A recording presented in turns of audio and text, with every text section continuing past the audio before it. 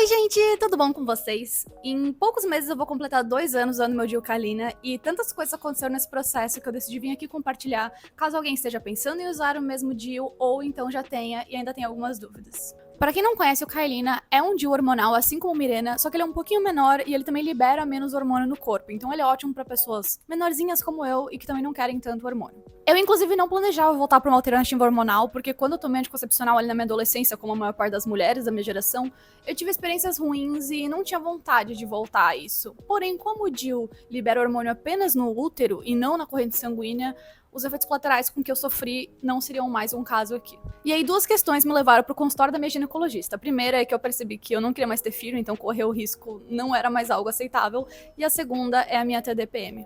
O transtorno disfórico pré-menstrual é como se fosse uma TPM, mas ele é paralisante, sabe? Enquanto numa TPM normal você fica um pouco mal-humorada, na TDPM você explode, você não consegue se controlar. Enquanto na TPM você fica com um pouco menos de energia, na TDPM você fica de cama e não consegue trabalhar. Então eu tinha duas opções, começar a tomar antidepressivos ou colocar algum hormônio no meu corpo, e aí a segunda opção me pareceu mais aceitável. Outra coisa importante de ressaltar é que eu fiz todo o procedimento pela Unimed, então eu não gastei nenhum centavo. A minha médica me deu a guia para que eu pudesse retirar o DIU Kailina diretamente numa central da Unimed, eu só precisei ir lá buscar. E também toda a inserção eles cobriram sem nem cobrar a coparticipação. A única coparticipação que eu paguei foi daquela primeira consulta que eu fui conversar com a minha ginecologista, mas eu já ia fazer um preventivo de qualquer jeito. O ideal é fazer a inserção no início do período menstrual, porque o seu canal tá mais aberto, então vai ser mais confortável. E essa acho que é a única parte mais complicada, especialmente se você não tem certeza de quando vai começar a sua menstruação. Meu procedimento foi feito em agosto de 2022 e foi muito tranquilo. Eu tenho amigas que tiveram experiências diferentes, tanto de sentir muita dor e ficar com muita cólica depois, quanto uma amiga que não quis passar por isso, então decidiu fazer no hospital, onde eles te cedam e você pode fazer em qualquer período do ano. Mas para mim, realmente, o mais desconfortável foi fazer a medição, né, do meu canal.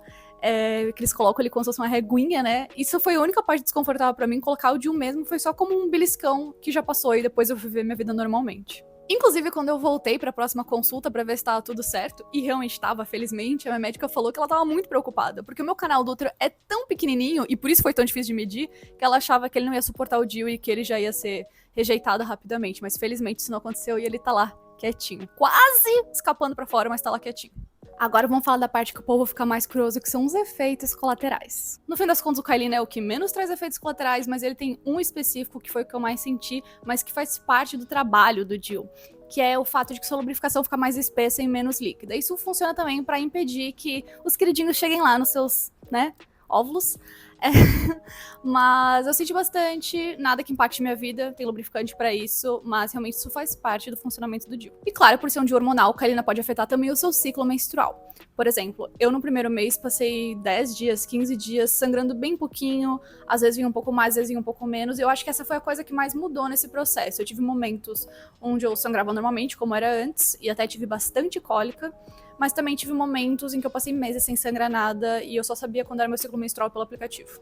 Mas o meu fluxo reduziu tanto, no geral, mesmo quando eu tô sangrando, que eu nem uso mais coletor, porque simplesmente não tem mais necessidade. O mais comum pra mim é eu passar 10 dias só pingando, mas eu já fui conversar com a minha médica e tá tudo bem. Isso acontece porque como vem menos sangue, ele tem menos vazão pra descer, então demora mais tempo pra ele acabar de sair do corpo. Acho que a única coisa que incomoda realmente é essa incerteza de quando ela vai vir e como ela vai ser, então às vezes fica um pouco difícil de me organizar pra isso, mas não é nada que me faça querer desistir do DIU. Eu tive uns 2 meses ali no fim do ano nos quais eu tive muita cólica, mais do que antes, e foi quando eu realmente considerei se era a melhor opção, mas aí eu conversei com a minha médica, eu tomei alguns remédios, hoje em dia eu não tenho mais quase cólica, quando eu tenho é uma coisa bem fraquinha, e eu também parei de ter dor nos seios, que é uma coisa que eu tinha com frequência antes. Mas o principal motivo para inserir o DIU, como eu já mencionei, era a TDPM, e realmente, nesse caso, melhorou muito. Se antes eu não conseguia trabalhar, não conseguia sair da cama, agora eu fico com um pouco menos de energia, como qualquer mulher no período menstrual, mas eu consigo viver normalmente, o que é maravilhoso. Agora vamos para as principais dúvidas que as pessoas me trazem. Eu acho que a número 1 é sobre a questão da libido, mas o DIU não interfere nisso. Eu não posso falar sobre minha experiência pessoal, porque na mesma semana que eu coloquei o DIU, eu comecei a tomar antidepressivo. E isso sim interferiu na minha libido. Mas, cientificamente, não há nenhum motivo para o DIU interferir na sua libido. Outras dúvidas bem comuns é se o DIU engorda ou dá espinha, mas não, ele não faz nenhuma dessas duas coisas. O que acontece e acaba trazendo relatos nesse sentido. Muitas mulheres tomavam anticoncepcional e param de tomar para colocar o DIU. E o anticoncepcional, sim, interfere no seu peso e também nessa questão da oleosidade da pele. Tanto é que muitas mulheres tomavam o anticoncepcional para ter menos espinha e aí tiram para colocar o DIU e acham que o DIU que acabou dando espinha nelas. Mas não, o DIU não faz isso. O que pode acontecer é o seu corpo normalizando, né, a questão hormonal no sangue, acabar interferindo nessa questão. Mas deixando claro que esse não é um vídeo pra convencer ninguém de nada, só vim trazer a minha experiência e tirar algumas dúvidas, porque eu acho que um vídeo como esse teria me ajudado muito durante esse processo, e especialmente pra mostrar que não é porque você tá tendo um mês ruim, ou até às vezes um semestre ruim com o seu DIU, que vai ser sempre ruim. A coisa realmente pode mudar mesmo depois de um ano. Ao menos comigo isso aconteceu. Eu espero ter ajudado vocês. Se vocês tiverem alguma dúvida que eu possa responder, deixem aqui nos comentários, mas claro, tenham uma médica de confiança pra tirar as dúvidas. E se vocês gostaram dessas informações, não se esqueçam de curtir o vídeo e se inscrever no canal. Muito obrigada por ter assistido, um beijo e até a próxima!